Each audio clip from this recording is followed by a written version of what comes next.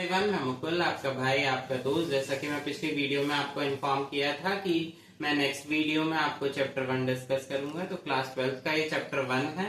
Chapter 1 हमारा जो name है वो इलेक्ट्रिक चार्जेस एंड फील्ड है।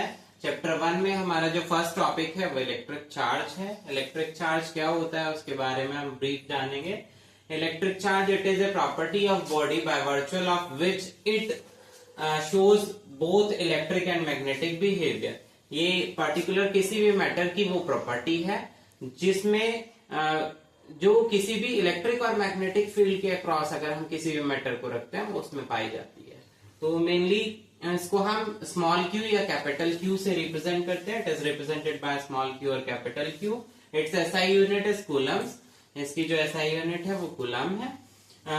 ये एक स्केलर क्वांटिटी है। Scalar as you know, scalar mainly क्या होता है जिसमें पर्टिकुलर कोई भी हमारे पास में कंडक्टर वायर है, उस कंडक्टर वायर में जो करंट फ्लो हो रहा है, तो ये जो करंट है मेनली आपका वो स्केलर को रिप्रेजेंट करेगा।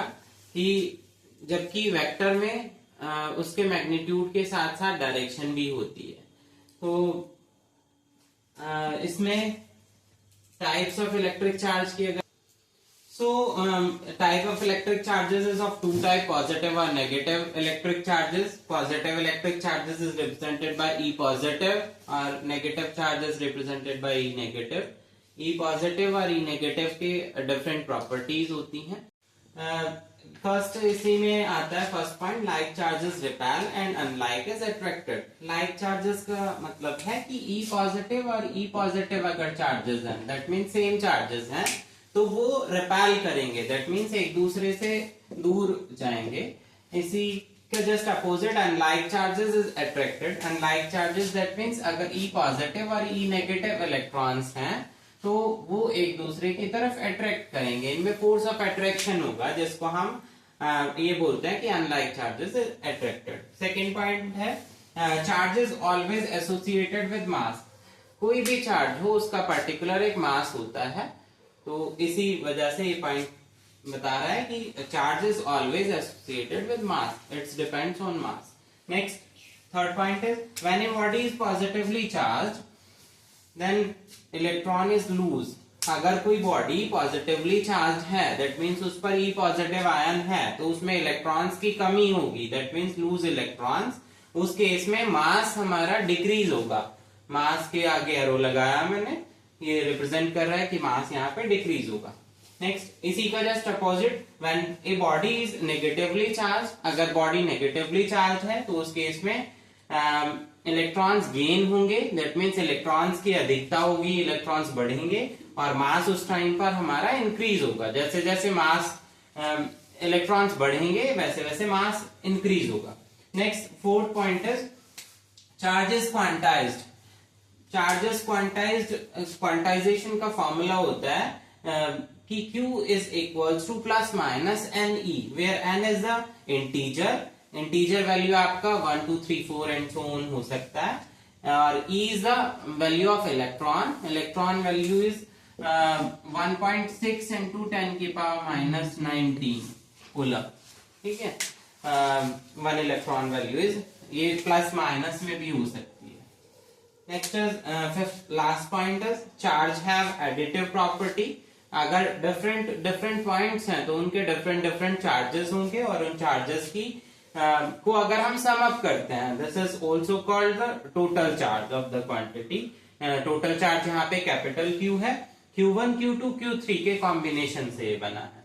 ठीक है, नेक्स्ट मेथड ऑफ चार्जिंग का सेकेंड टाइप है इलेक्ट्रोस्टैटिक इंडक्शन। इलेक्ट्रोस्टैटिक इंडक्शन में कहता है the phenomena of temporary electrification of conductor in which opposite conductor appear at its closed end and similar charges appear to its farthest end in the presence of nearby charged body is called electrostatic induction. Electrostatic induction बताता है कि अगर हमारे पास में कोई एक charge body है, उसको अगर हम किसी सरफेस के पास रखते हैं तो किस किस टाइम पर उसमें करंट हमारा मूव होगा और किस किस टाइम पर नहीं। जैसे कि सपोज कोई हमारे पास में चार्ज बॉडी है, अगर हम इसका स्टेप 1 कंसिडर करते हैं तो उसमें कोई हमने एक चार्ज बॉडी दिखाई है, दूसरा हमने सरफेस दिखाया, वो सरफेस में दोनों चार्जेस दिखाए, नेगेटिव चार्जेस और पॉजिटिव चार्जेस। अब ये जो चार्ज बॉडी है जिस पर हमने प्लस चार्ज दिखाया, इसको अगर हम इसके कॉन्टेक्ट से हल्का सा दूर रख रहे हैं तो उस टाइम पर जो Q की वैल्यू है वो हमारी 0 होगी।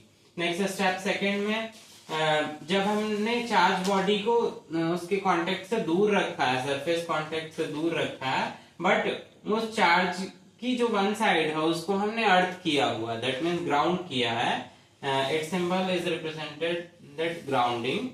तो उस केस में हमारा जो चार्ज होगा वो नेगेटिव चार्ज होगा। थर्ड केस में जब हमने इस ग्राउंडिंग टर्मिनल्स को हटा दिया, इसके बीच का गैप सिमिलर रखा, तो उस टाइम पर भी चार्ज नेगेटिव होगा। और लास्ट केस है कि जब हमने उससे चार्ज बॉडी को हटा दिया, सिंपल हमारे पास में अब सरफेस बचा है जिसमें E नेगेटिव और E पॉजिटिव चार्ज होगा, इसमें सिंपल हमने नेगेटिव चार्ज दिखाया, तो इस टाइम पर भी Q की वैल्यू नेगेटिव होगी। तो नेक्स्ट थर्ड पॉइंट आता है इसमें कंडक्शन। कंडक्शन क्या होता है? The conduction is a process of transfer of charge by direct contact of two bodies. अगर हम किन्हीं भी दो बॉडीज को डायरेक्टली कांटेक्ट में रख रहे हैं तो वहां से चार्जेस का जो ट्रांसफरेशन होगा, this is called conduction. Next है परमिटिविटी। परमिटिविटी क्या होता है? It is the quantity that determines how far the medium permits electrical interaction between two charged bodies. That means ये एक ऐसी क्वांटिटी है जो डिटरमाइन करता है कि कोई भी मीडियम किसी भी टू चार्ज बॉडी के कितने नियरेस्ट है, ठीक है। दैट मीन्स इसको हम एप्सिलॉन नॉट से रिप्रेजेंट करते हैं, और एप्सिलॉन नॉट की जो वैल्यू होती है वो 8.85 इंटू 10⁻12 कूलम्ब स्क्वायर पर न्यूटन मीटर स्क्वायर होती है। अब इसमें टू केसेस होते हैं। फर्स्ट केस है कि जब हमारा जो भी मीडियम है, जब वो एयर है या वैक्यूम है या कोई फ्री स्पेस है, तो उस केस में के की जो वैल्यू होगी, के हमने अभी आपको बताया कि प्रोपोर्शनलिटी कांस्टेंट है, के की वैल्यू 1/4πε0 होती है, और उसका जो मान होता है वैल्यू वो 9 इंटू 10⁹ होती है।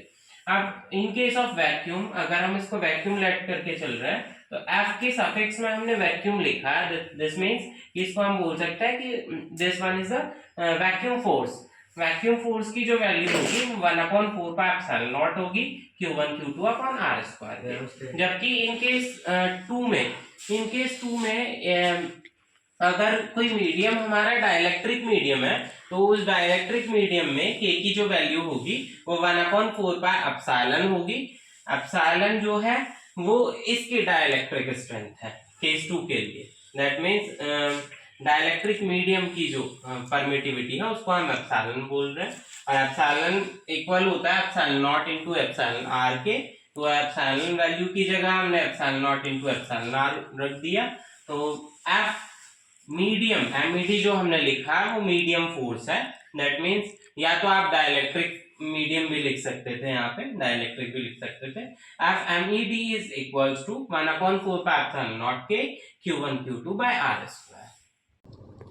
ये हमारा नेक्स्ट टॉपिक है कूलम्ब्स लॉ। कूलम्ब्स लॉ क्या कहता है? It states that the force of attraction and repulsion between 2 points charges at rest is directly proportional to the product of the magnitude of the charges and inversely proportional to the square of the distance between them act along the line joining of two charges.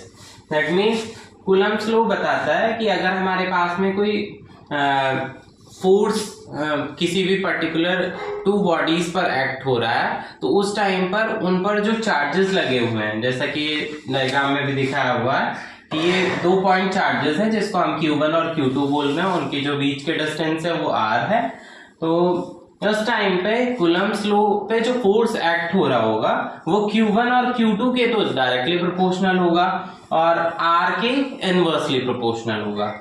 Are के square के inversely proportional होगा। तो हम ऐसा बोल सकते हैं कि force acting on a Coulomb's law is directly proportional to Q1 dot Q2 and inversely proportional to 1 upon are square. If we combine equation 1 and 2, अगर हम इक्वेशन 1 और 2 को कंबाइन करते हैं तो फोर्स का यहाँ से फॉर्मूला आता है F is directly proportional to Q1 Q2 upon are square. अगर हम प्रोपोर्शनल साइन यहाँ से हटाते हैं तो यहाँ पे k आ जाता है। F इक्वल्स टू यहाँ पे फॉर्मूला हो जाएगा, बस प्रोपोर्शनल साइन की जगह k और ऐड हो जाएगा। F equals to k Q1 Q2 upon are square, where k is the proportionality constant और k की जो वैल्यू होगी वो 1/4 या तो हम इसको लिखते हैं और उसकी वैल्यू होती है 9 इंटू 10⁹। नेक्स्ट टॉपिक है हमारा Coulomb's law in vector form. Coulomb's law in vector form में हमने ग्राफ दिखाया हुआ है, वो दो प्लेन्स के बीच में है, एक्स एक्सिस और वाई एक्सिस। एक्स एक्सिस और वाई एक्सिस में दो हमने पॉइंट चार्जेस दिखाए हुए हैं जिनको हम Q1 और Q2 बोल रहे हैं। Q1 और Q2 चार्जेस तक जाने के लिए इनिशियल से 0 से Q1 तक जाने की जो बीच की डिस्टेंस है उसको हमने R1 वेक्टर से रिप्रेजेंट किया है। 0 टू Q2 के जो बीच की डिस्टेंस है वो R2 वेक्टर से रिप्रेजेंट किया है। उसके बाद में इन दोनों का जो मैग्नीट्यूड है जिसको हम वेक्टर सम बोल रहे हैं, this one is the R12, ठीक है। 1 से 2 पे गया इसलिए हमने इसको R12 वेक्टर दिखाया। तो दोनों पर्टिकुलर चार्जेस Q1 और Q2 पर क्या क्या फोर्सेस अप्लाई होंगे और यहाँ पे फोर्स का क्या एक्सप्रेशन बनेगा, ये डेरिवेशन है। तो फोर्स एक्टिंग ऑन Q1 और Q2 एक पर्टिकुलर टाइम पर अगर हम निकाल रहे हैं तो एक Q1 और Q2 के लिए फोर्सेस की वैल्यू अलग अलग होंगी। तो F12 जब हम कैलकुलेट कर रहे हैं तो F12 में फॉर्मूला जो होगा वो हमारा हमने अभी बताया कि फोर्स एक्टिंग ऑन एज पर Coulomb's law F equals to k Q1 Q2 upon are square होता है। तो जब हम 1 से 2 की तरफ चल रहे हैं तो 1 से 2 की तरफ चलने पे उस टाइम पर हमारे जो फोर्स की वैल्यू है वो क्या होगी, वो होगी k Q1 Q2 अपॉन बस R21 आ जाएगा। यहाँ पे जो वैल्यूज है इसके जो बीच की डिस्टेंस है उसको हमने R21 यहाँ पे मेंशन कर दिया है और उसी के साथ में R21 कैप आ जाएगा। ये जो सिंपल रिप्रेजेंट कर रहा है ये कैप को रिप्रेजेंट करता है। अगर हम R2 कैप की वैल्यू लिखते हैं तो वो R2 vector upon magnitude of R2 vector के बराबर होती है। तो इसकी जगह हमने ये मेंशन कर दिया नेक्स्ट लाइन में। अब R21 इंटू R21 स्क्वायर, तो ये R21 क्यूब हो गया नेक्स्ट लाइन में। फिर ये मेनली क्या होता है, R21 R1 और R2 का डिफरेंस होता है, तो हमने इसको R1 R2 के डिफरेंस की फॉर्म में लिख दिया। सिमिलरली ये आपका पर्टिकुलर किसी चार्ज Q2 के लिए है, Q1 से Q2 के लिए। अब जब हम फोर्स एक्ट करते हैं Q2 से Q1 की तरफ तो F21 की जो वैल्यू होगी इस टाइम पे वो k Q1 Q2 upon are square, simple फॉर्मूले के अकॉर्डिंग। बस यहाँ पे डिफरेंस क्या होगा, वहां पे R21 था तो यहाँ क्या हो जाएगा R12 हो जाएगा और R12 कैप हो जाएगा। R12 कैप की जगह सिमिलरली हम क्या लिखेंगे R12 वेक्टर अपॉन R12, तो R12 square into R12 cube हो गया। इसी को हम डिफरेंस की फॉर्म में लिखें तो R2 माइनस R1 लिख सकते हैं। इससे इन दोनों एक्सप्रेशंस को अगर हम इक्वल रखते हैं तो हम ऐसा बोल सकते हैं कि ये दोनों जो एक्सप्रेशंस हैं वो एक दूसरे के इक्वल है बट नेगेटिव साइन के साथ इक्वल है। तो हम ऐसा बोल सकते हैं F21 vector is equals to minus of F12 vector. इसी के जस्ट आगे वाले टॉपिक है force between multiple charges. Force जब डिफरेंट हमारे पास में चार्जेस हो उन पर जो फोर्स हम एक्ट कर रहे हैं उनकी क्या वैल्यू होगी। तो यहाँ पे एक्स और वाई हमने दो प्लेन्स दिखाए हुए हैं, उनमें हमने डिफरेंट चार्जेस दिखाए हुए हैं Q1 Q2 और Q3। Q1 तक 0 इनिशियल से Q1 के जो बीच की डिस्टेंस है वो R1 है, Q2 के बीच की डिस्टेंस R3, Q3 के बीच की डिस्टेंस R3। तो Q R1 R2 R3 values हैं और उन पर जो फोर्स एक्ट किए गए कंबाइन करके वो F12 F13 वेक्टर्स हैं। अब यहाँ पे अगर हम वैल्यूज कैलकुलेट करते हैं जिस तरह से हम अभी कैलकुलेट किए थे एक सिंपल F की वैल्यू, उस तरह से हम डिफरेंट वैल्यूज के लिए F12 के लिए अलग कैलकुलेट करेंगे, F13 के लिए अलग कैलकुलेट करेंगे और देन फाइनली जब हम उनको मर्ज कर देंगे, ऐड कर देंगे तो हमारा टोटल F की वैल्यू आएगी। तो F12 की अगर हम वैल्यू की बात करें तो वो जनरली 1/4 पाप Q1 Q2 अपन R21 स्क्वायर और R21 कैप के इक्वल होगी, जबकि F13 उसमें 3/1 और ऐड हो जाएगा। इसी तरह से F1n and so on, that means F12 F13 F14 F15 इस तरह से जितने भी हमारे वेक्टर्स डिफाइन होंगे ग्राफ में उन सब की वैल्यूज हम कैलकुलेट करेंगे एंड तक, n वैल्यूज तक, और सबको हम क्या कर देंगे लास्ट में ऐड कर देंगे from the combining of value of above. जब हम उनको ऐड करेंगे तो ऐड करने पे कॉमन वैल्यू क्या है इसमें 1/4 पाप वो कॉमन आ जाएगा और बाकी सारी वैल्यूज हमने ऐड कर दी। तो यहाँ से एक फॉर्मूला बनता है, यह तो हम इस तरह से इसको एक्सप्रेस कर सकते हैं, या तो अगर हम सिग्मा की फॉर्म में उसको लिखें तो F1i इक्वल्स टू Q/4 पाप सिग्मा रिप्रेजेंट कर रहा है कि i की वैल्यू 1 से n तक डिफाइंड होगी, मतलब वो कितनी भी हो सकती है, 2 हो सकती है, 3 हो सकती है, 4 हो सकती है, जितने वेक्टर्स वैल्यूज होंगे उतनी Qi/R I1 square into I1 cap. Next इसी में आ गया है इलेक्ट्रिक फील्ड। इलेक्ट्रिक फील्ड क्या होता है? इलेक्ट्रिक फील्ड मेनली वो रीजन है जिस पर्टिकुलर रीजन में करंट फ्लो हो रहा है उसके आसपास का सराउंडिंग जो रीजन है जिसमें करंट फ्लो होने के साथ साथ उसमें एक तरह से चार्जेस की अवेलेबिलिटी उसके आसपास नियर एरिया में भी होती है, नियर बाय एरिया में। तो ऐसा हम बोल सकते हैं the region surrounding to a charge body within which another charge experiences a force is called electric field। electric field की different lines होती हैं जिनको हम E से रिप्रेजेंट करते हैं। मेनली इलेक्ट्रिक फील्ड को हम कैपिटल E से रिप्रेजेंट करते हैं because it's have magnitude and also the direction. तो मैग्नीट्यूड के साथ साथ इसमें डायरेक्शन भी होगी, कैपिटल E से हम इसको रिप्रेजेंट करेंगे। इसी तरह से इसी में आगे है electric field intensity. It is defined as the force experiences per unit positive test charge placed at the point without disturbing the source charge. बिना सोर्स चार्ज के डिस्टरबेंस की वजह से जो फोर्स एक्सपीरियंस हो रहा है किसी भी पर्टिकुलर पॉजिटिव चार्ज बॉडी पर, उसको हम इलेक्ट्रिक फील्ड इंटेंसिटी बोलते हैं। इसको हम कैपिटल E वेक्टर से रिप्रेजेंट करते हैं। Capital E vector is equals to F vector upon Q not, where F is the force and Q not is the test charge. तो फोर्स और test charge का जो रेशियो होता है उसको हम इलेक्ट्रिक फील्ड इंटेंसिटी बोलते हैं, जिसको हम कैपिटल E से रिप्रेजेंट करते हैं। इसकी जो यूनिट होती है, बिकॉज फोर्स की यूनिट न्यूटन होती है तो न्यूटन, और चार्ज की जो यूनिट है वो कूलम्ब होती है तो इसकी यूनिट न्यूटन पर कूलम्ब होगी। इसकी जो डायमेंशन है वो ml T⁻³ A⁻⁻1 होती है। नेक्स्ट इसी में आगे है electric field intensity due two point charge. किसी पर्टिकुलर पॉइंट चार्ज पर इलेक्ट्रिक फील्ड इंटेंसिटी क्या होगी? इलेक्ट्रिक फील्ड इंटेंसिटी अगर हमें कैलकुलेट करना है, किन्हीं भी दो पॉइंट ले लिए हमने जिनको हम चार्ज पॉइंट Q1 और Q2 बोल रहे हैं, उसके जो बीच के डिस्टेंस है वो स्मॉल r है। तो पॉइंट चार्ज हमारा इसमें कैपिटल P है, तो उस पर जो फोर्स एक्ट होगा उस फोर्स का फॉर्मूला है F equals to K Q1 Q2 upon R square, where जबकि इनटू R कैप। यहाँ पे E जो हम लिखते थे, E था हमारा electric field intensity. Electric field intensity is the ratio of, जैसे कि हमने अभी बताया था कि ये रेशियो होता है फोर्स और चार्ज का। तो force divide by charge.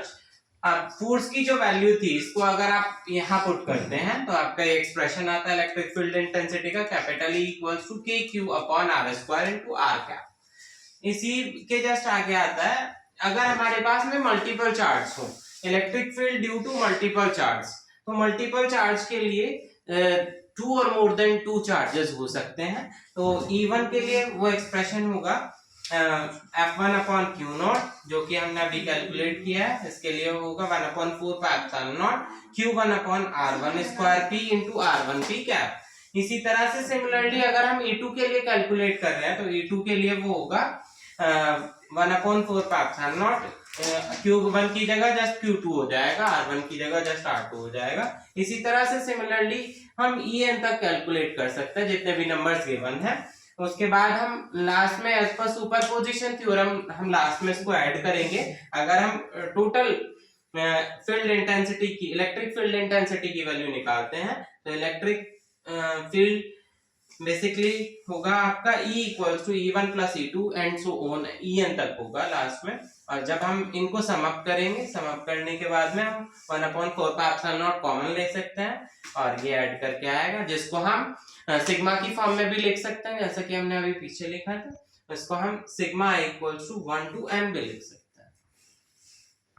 Electric field lines, electric field lines क्या होता है मेनली, अभी हमने जैसे कि बताया कि अगर कोई भी पॉइंट चार्ज है, उससे जो डिफरेंट लाइंस निकलती हैं उनको हम इलेक्ट्रिक फील्ड लाइन बोलते हैं।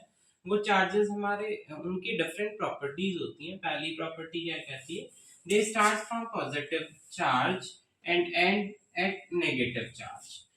ये मेनली जो स्टार्ट होती है वो पॉजिटिव टू नेगेटिव साइड की तरफ स्टार्ट होती है। And second property is they emerge normally from the surface of A positive charge. ये पॉजिटिव चार्ज से इमर्ज होती है, दैट मींस आउटवर्ड इमर्ज होगी, जैसा कि डायग्राम में भी दिखाया हुआ है। ये कोई पॉजिटिव चार्ज है, इससे आउटवर्ड हमारी जो फील्ड लाइंस हैं वो आउटवर्ड दिखाई गई हैं। Next third point is they terminate normally on the surface of negative charge. किसी नेगेटिव चार्ज पे वो ऑनवर्ड, दैट मींस इस नेगेटिव चार्ज की तरफ को जा रही हैं, वो इनवर्ड है इसमें। नेक्स्ट फोर्थ दिखाया है कि कोई भी पॉजिटिव चार्ज में अगर डिफरेंट रेज रिप्रेजेंट की गई हैं तो वो उससे आउटवर्ड है, मैनी रेज। और फिफ्थ पॉइंट बता रहा है कि they do not pass through the conductor. ये किसी भी पर्टिकुलर कंडक्टर से पास नहीं हो सकते। कंडक्टर एज यू नो जिसमें से करंट फ्लो हो सकता है, that means copper, aluminium, silver, gold etcetera. ये आगे आता है representation of electric field. Electric field को हम कैसे रिप्रेजेंट करेंगे? इलेक्ट्रिक फील्ड मेनली क्या होता है, electric field line due to opposite charges are equal in magnitude. अगर हमारे पास में कोई टू डिफरेंट चार्जेस हैं जिसको हमने पॉजिटिव और नेगेटिव चार्ज से रिप्रेजेंट किया हुआ है, इसको हम E पॉजिटिव और E नेगेटिव से रिप्रेजेंट कर सकते थे। तो जो हमारा पॉजिटिव और नेगेटिव के बीच में किस तरह से उनकी डायरेक्शन होगी फील्ड लाइंस की, it is called the representation of electrical field. Plus जो आपका पॉजिटिव आयन है, तो उस पॉजिटिव आयन से आप देख पा रहे होंगे इस डायग्राम में कि आउटर साइड में करंट फ्लो हो रहा है, दैट मींस बाहर की तरफ फ्लो हो रहा है, जबकि नेगेटिव में ये इंटरनली उसकी इनर साइड की तरफ करंट फ्लो हो रहा है। ठीक है, तो ये हो गया इसका representation of electrical field. Next आता है electric dipole. Electric dipole mainly two equal और opposite charges separated by a small distance. अगर हम टू इक्वल और अपोजिट चार्जेस को सेपरेट कर देते हैं किसी पर्टिकुलर स्मॉल डिस्टेंस पर, तो उसको हम डायपोल कहते हैं। तो डायपोल का रिप्रेजेंटेशन दिखाया, टू चार्जेस है हमारे पास, प्लस क्यू और माइनस क्यू चार्जेस। उसको अगर हम सेपरेट कर दे रहे हैं किसी एक पर्टिकुलर इक्विलेटरल लाइन से, तो this is called dipole movement. ठीक है, ये डायपोल है। ये आपका एक्सियल लाइन दिखा है, ये इक्विलेटरल लाइन है। इक्विलेटरल लाइन डिवाइड कर दे रही है आपकी चार्जेस लाइन को।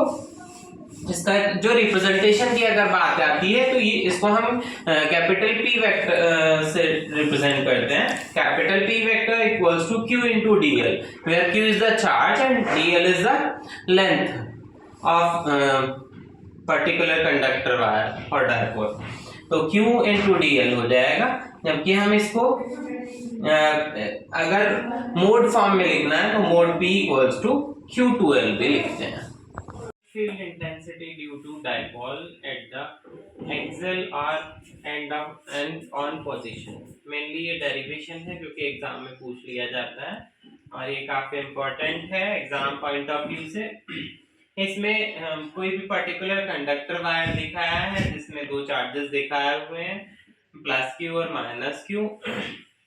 उसके बीच की जो डिस्टेंस है वो 2L है और इसको अगर हम आगे एक्सटेंड करते हैं तो इस पर E1 जो हमारा इलेक्ट्रिक फील्ड इंटेंसिटी है वो फॉरवर्ड डायरेक्शन में दिखाया हुआ है और इसका जस्ट अपोजिट रिवर्स डायरेक्शन में दिखाया हुआ है E2।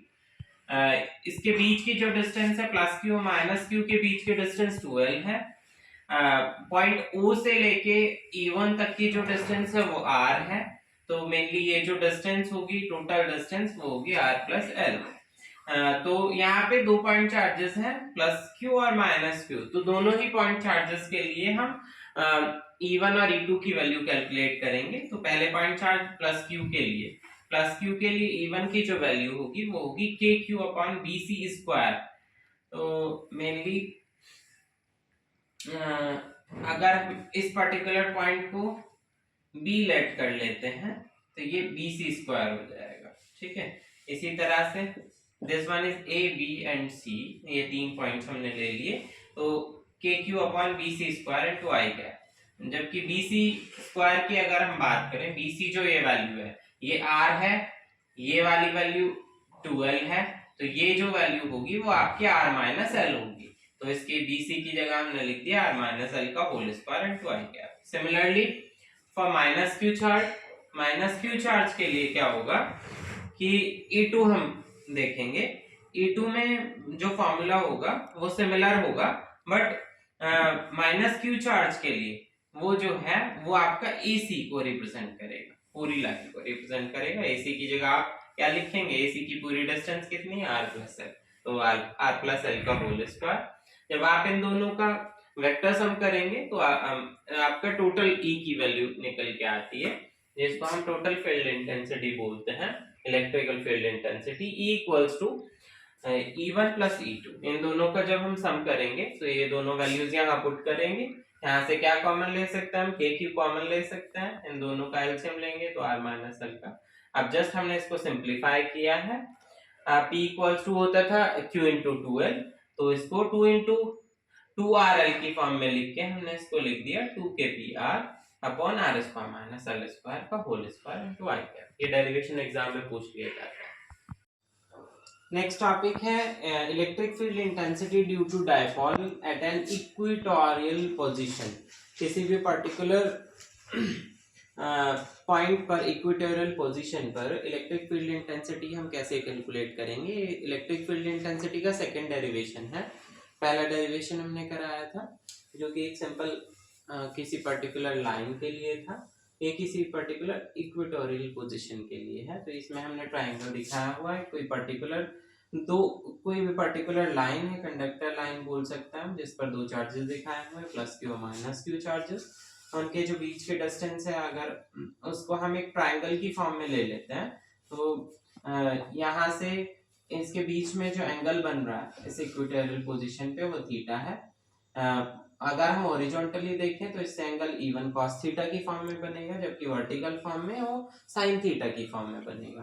तो इनका जो रिजल्टेंट है E1 cos थीटा और E1 sin थीटा का जो रिजल्टेंट है उसको हम E बोलेंगे। ये जो E है मेनली वो आपका इलेक्ट्रिक फील्ड इंटेंसिटी है, रिजल्टेंट इलेक्ट्रिक फील्ड इंटेंसिटी। तो रिजल्टेंट हमें कैलकुलेट करना है इन दोनों की हेल्प से। पहले हम due two plus Q charge के लिए कैलकुलेट करेंगे जिस तरह से पहले डेरिवेशन में किया था, या तो पहले वाला डेरिवेशन जो कि एक सिंपल प्लेन के लिए था या इक्वेटोरियल पोजीशन का, दोनों में से एक डेरिवेशन एग्जाम में पूछ लिया जाता है। तो E1 जब आप कैलकुलेट करोगे तो के Q upon B C square के फॉर्म में होगा, क्योंकि ए बी सी जो हमने पॉइंट सेलेक्ट किए हुए हैं, बीसी पॉइंट पर अगर हम देखें तो बीसी पॉइंट मेनली हमारा r square plus L square के बराबर है, तो बीसी की जगह हमने ये पुट कर दिया।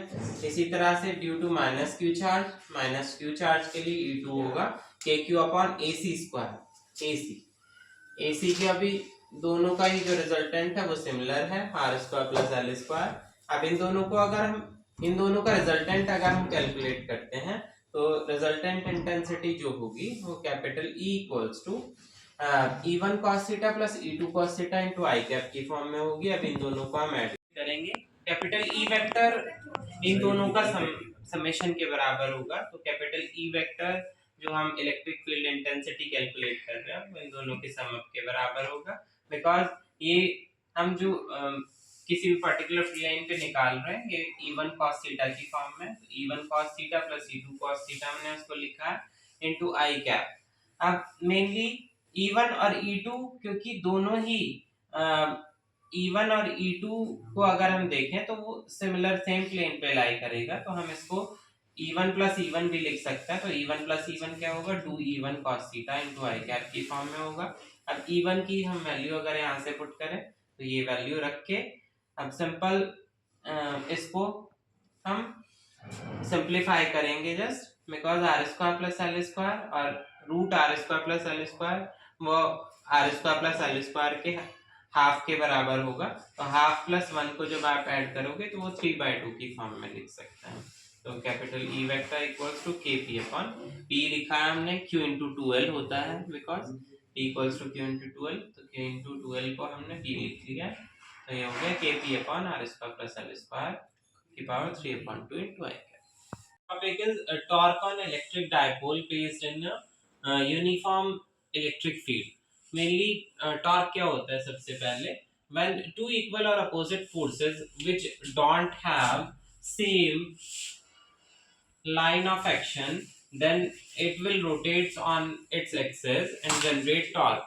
Mainly कोई भी particular अगर हमारे पास में मोटर या रोटर है, जब हम उसको ऑपरेटिंग टाइम पे लेके आते हैं तो उसमें जो भी डिफरेंट उसमें मूवमेंट ऑफ एक्सेस होगा वो अपोजिट डायरेक्शंस में होगा। जैसे ये डायग्राम में भी शो किया हुआ है, अगर ये डिफरेंट इलेक्ट्रिक फील्ड लाइंस हैं, इन इलेक्ट्रिक फील्ड लाइंस के बीच में कोई आपका रोटर प्लेस्ड किया गया है तो रोटर का जो मूवमेंट होगा, मूवमेंट होने की वजह से उसमें जो साइन थीटाज एंगल है उस पर्टिकुलर लेंथ की वजह से उनकी जो डायरेक्शंस होगी वो अपोजिट होगी और यहाँ से थीटा एंगल बनाएगी। तो यहाँ से मेनली क्योंकि यहाँ पे वर्टिकल हमने इसको प्लेस किया हुआ है तो वर्टिकल एंगल होगा sine theta equals to rho by h की फॉर्म में होगा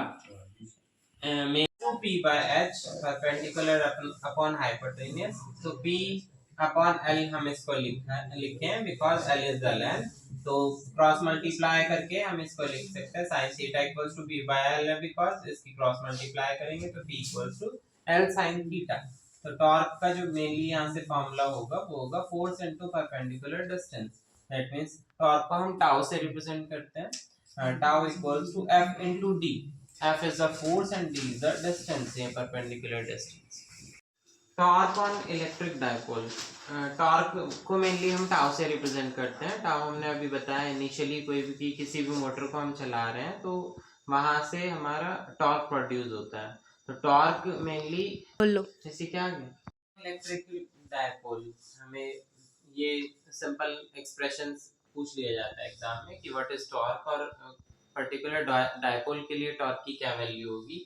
तो टॉर्क हमने बताया अभी कि टॉर्क मेनली किसी भी पर्टिकुलर इलेक्ट्रिकल फील्ड में किसी भी पर्टिकुलर मोटर को अगर हम चला रहे हैं तो इनिशियली किसी भी मोटर को ऑपरेटिंग टाइम में उसकी जो भी करंट डायरेक्शन होगी उसके जस्ट अपोजिट हमारा टॉर्क प्रोड्यूस होता है। टॉर्क को हम टाउ से रिप्रेजेंट करते हैं। टाउ कि जो जिन भी दो वैल्यूज के लिए हम उसको रिप्रेजेंट कर रहे हैं तो वो टाउ 1 प्लस टाउ 2 है। तो टोटल टॉर्क यहाँ पे tau equals to tau 1 plus tau 2 होगा।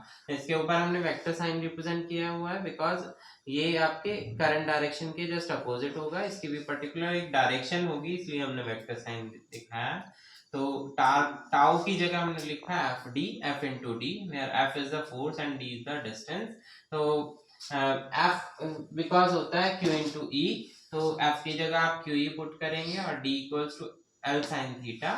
तो ये वैल्यूज आप पुट करेंगे और फिर आप इसको, बिकॉज P इक्वल्स टू होता है Q इंटू 2L, तो Q इंटू L की फॉर्म में हमने इसको लिख दिया रिकम्बाइन करके, PE sin theta, where P and E is the angle between the theta. Theta mainly क्या है, angle between P and E, और tau equals to P sine theta जो आया है। इसमें आपके दो केसेस बनते हैं। जब इनिशियल केस के लिए फर्स्ट केस, 3 केसेस हैं सॉरी, तो केस 1 थीटा इक्वल्स टू 0 है, केस 2 है थीटा इक्वल्स टू 180, और case 3 is theta equals to 90 degree. जब थीटा इक्वल्स टू 0 होगा तो उस टाइम पर जब हम थीटा इक्वल्स टू 0 पुट करेंगे इसमें, तो टाउ की वैल्यू आपकी इनिशियली वैल्यू होगी स्टार्टिंग मोड में, टाउ टॉर्क आपका 0 होगा, कंडीशन ऑफ स्टेबल इक्विलिब्रियम हम जिसको बोलते हैं। केस 2 के लिए थीटा इक्वल्स टू 180 डिग्री, जिस टाइम पे टाउ की वैल्यू 0 है, अनस्टेबल इक्विलिब्रियम बोलेंगे जिसको हम। और case 3 when theta equals to 90 degree, जब आप थीटा की जगह इसमें 90 डिग्री पुट करेंगे, बिकॉज sin 90 की वैल्यू 1 होती है, तो टाउ इक्वल्स टू PE हम इसको लिखेंगे जिस टाइम पर हमारा टॉर्क की वैल्यू मैक्सिमम होगी। This electric flux is represented by phi. Electric flux क्या होता है mainly? Electric flux at any point can be defined as the number of field lines passing through an area. Please include the electric flux. किसी particular represented by phi. Electric flux क्या होता है mainly? Electric flux of any point can be defined as the number of field lines passing through an area placed inside an electric field. Number of field lines mainly किसी भी particular, जैसे कि diagram में भी show किया हुआ है, किसी भी पर्टिकुलर क्लोज लूप में जितनी भी हमारी ये इलेक्ट्रिकल फील्ड लाइंस जितनी भी पास हो रही हैं, number of field lines passing through an area, उसको ही हम इलेक्ट्रिक फ्लक्स बोलते हैं। इलेक्ट्रिक फ्लक्स को हम फाई से रिप्रेजेंट करते हैं। Its SI unit is newton metre square per coulomb और वोल्ट पर मीटर। ठीक है, तो इसकी जो डायमेंशन है वो ml3 t की पावर -3 a की पावर -1 होती है। स्केलर क्वांटिटी की फॉर्म में अगर हम इसको लिखते हैं तो phi equals to E dot S होता है। E डॉट S को हम ES cos थीटा की फॉर्म में भी लिख सकते हैं। Phi equals to integral form में अगर हम इसको लिखें तो phi equals to integral of E dot DS होता है।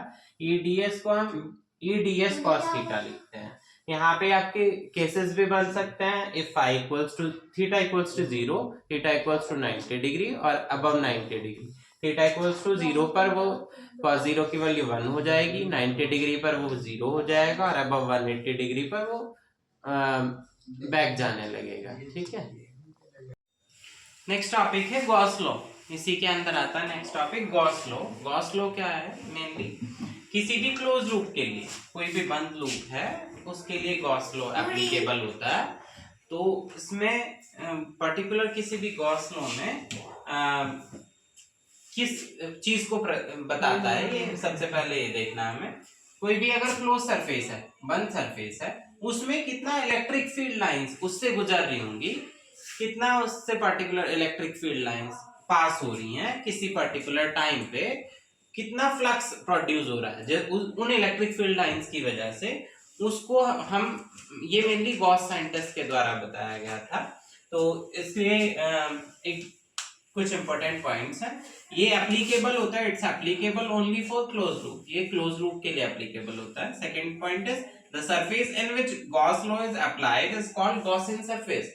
जिस भी पर्टिकुलर सरफेस पर हम गॉस लॉ को अप्लाई करते हैं उसको हम गॉसियन सरफेस कहते हैं। Next third point is flux link with the close surface is independent of the area of the surface.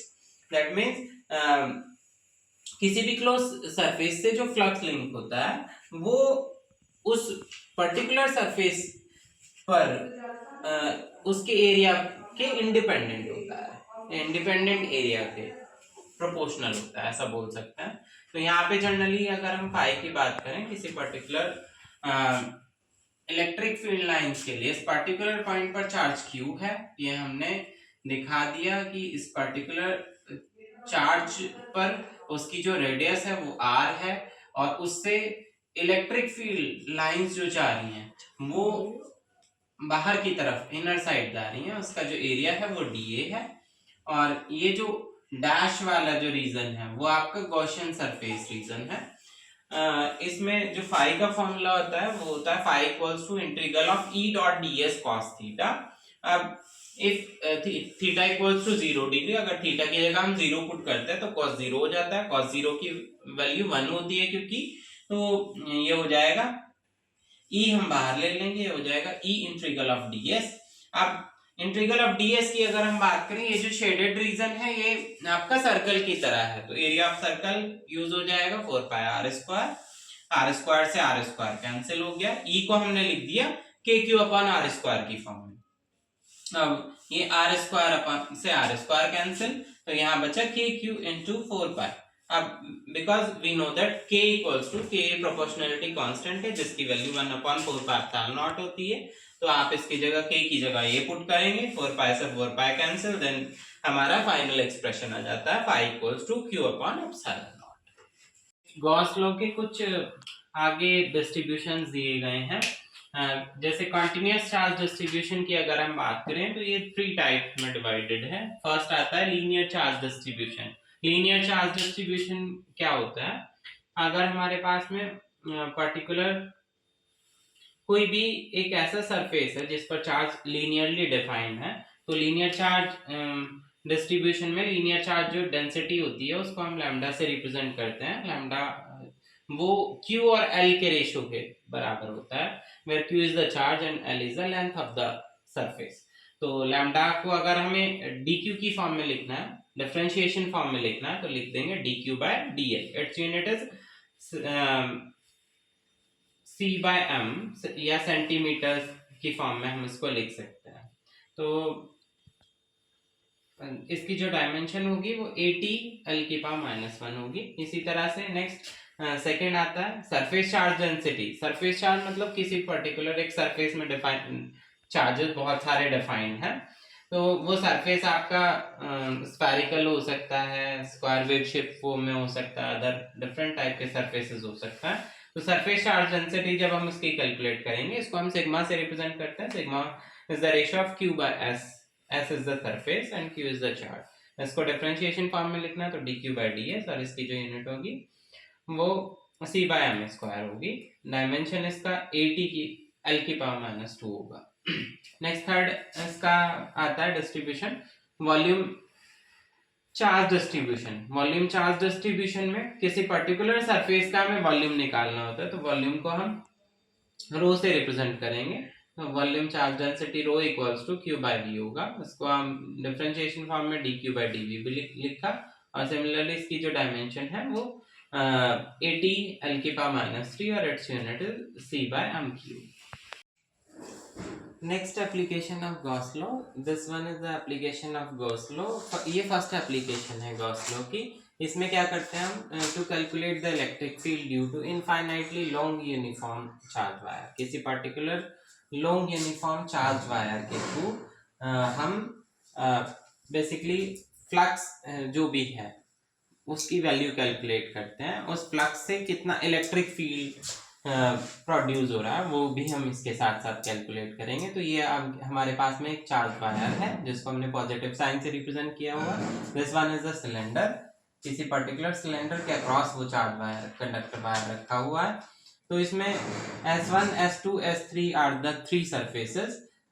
In 3 surfaces को ये S2 तो हमारा इसी के सेम फेज में है, दैट मीन्स यहाँ पे थीटा की वैल्यू 0 होगी या फाई की वैल्यू 0 होगी, जबकि S1 और S3 परपेंडिकुलर है जो 90 डिग्री के इक्वल होगी, जिसमें फाई की वैल्यू, तो फाई 1 अगर हम देखते हैं, फाई 1 पर्टिकुलर फर्स्ट स्फेरिकल के लिए तो वो होगी integral of EA cos theta, जैसा कि पिछले डेरिवेशन में भी हमने बताया था। तो यहाँ पे थीटा की जगह हमने 90 डिग्री पुट किया। इसी तरह से phi 2 equals to integral of EA cos 90 S1 और S3 के लिए, जबकि S2 के लिए फाई 3 हमने मेजर लेट किया है। Phi 3 equals to integral of EA cos 0, cos 0 की वैल्यू क्योंकि 1 होती है, तो according to Gauss law phi next according to Gauss law net अगर नेट फ्लक्स हम देखते हैं तो phi1 plus phi2 plus phi3 के इक्वल होगा। अब ये जो वैल्यूज हमने phi1 phi2 phi3 के कैलकुलेट की हैं उनको हम इसमें पुट कर देंगे। अब cos 90 की वैल्यू बिकॉज 0 होती है तो ये पूरे को 0 कर देगा, इसी तरह से ये भी 0 हो जाएगा, और cos 0 की वैल्यू 1 होती है तो ये हो गया इंटीग्रल डी ई डी ए। तो फाई की वैल्यू होती है ई डॉट ए, क्योंकि इसको हम इक्वेशन 1 लेट कर लिए। अब टोटल कर्व सरफेस एरिया की अगर हम बात करें तो वो 2 पाई आर एच होता है किसी भी पर्टिकुलर सिलेंडर के स्क्वायर के लिए या सर्कल के लिए 2 पाई आर एच है, बिकॉज यहाँ पे एच की वैल्यू एल लेंथ के बराबर है, तो एच की जगह हमने एल पुट कर लिया। लाइन चार्ज ऑफ डेंसिटी हमने अभी जस्ट लास्ट टॉपिक ये पढ़ा था, उसको हम लैम्डा से रिप्रेजेंट करते थे, lambda is the ratio of Q and L. अब इसकी अगर हम क्रॉस मल्टीप्लाई करें इसके अपॉन में 1 लेट करके तो ये हो जाएगा Q इक्वल्स टू लैम्डा। तो put A and Q in equation 1। तो यहाँ से आपका इसी तरह से E into 2 pi R L equals to lambda L by epsilon naught. तो E का ये फाइनल एक्सप्रेशन आता है lambda upon 2 pi R epsilon naught. In application है electric field line due to thin sheet. Thin sheet के cross हमारा electric field lines किस तरह से क्रिएट होगा। ये कोई हमने एक प्लेन शीट थिन शीट दिखाई है, इससे हमने कोई पर्टिकुलर कंडक्टर वायर दिखाया है जिसमें हमारा डिफरेंट चार्जेस दिखाए हुए हैं, पॉजिटिव चार्जेस। अब इसमें इस पर्टिकुलर कंडक्टर वायर के क्रॉस अगर हम हॉरिजॉन्टली इसके प्लेन के लाई कराते हैं किसी भी एंगल को, तो वो इसके रेस्पेक्ट में थीटा की वैल्यू 0 होगी इस पर्टिकुलर सरफेस पर S1 और S2 पर, जबकि S3 के लिए वो 90 डिग्री होगी। ठीक है, तो फाई जो होगा हमारा फ्लक्स वो phi1 plus phi2 plus phi3 तीनों के सम के इक्वल होगा।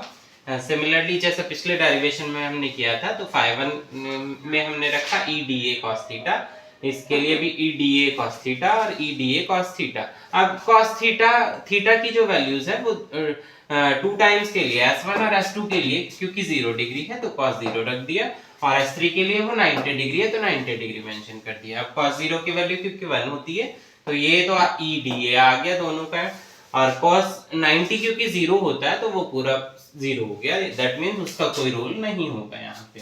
तो इसको हम लिख सकते हैं EA plus EA, that means 2EA के बराबर होगा। इसको हमने इक्वेशन 1 लेट कर लिया। तो सरफेस चार्ज डेंसिटी जो होगा उसका फॉर्मूला अभी हमने पढ़ा लास्ट अभी प्रीवियस, तो सिग्मा जो होता है सरफेस चार्ज डेंसिटी को हम सिग्मा से रिप्रेजेंट करते हैं, वो Q बाई A के बराबर होता है। इसको अगर क्रॉस मल्टीप्लाई करें इसके अपॉन में 1 लेट करके तो वो हो जाएगा Q equals to sigma A। इसको हम इक्वेशन 2 लेट कर लेते हैं अकॉर्डिंग टू गॉस लॉ कहता है कि phi equals to Q upon epsilon naught होता है। This one is the equation 3।